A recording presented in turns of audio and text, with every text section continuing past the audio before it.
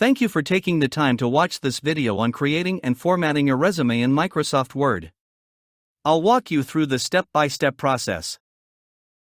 To begin, open Microsoft Word on your computer. Next, click on the New option or select More Templates.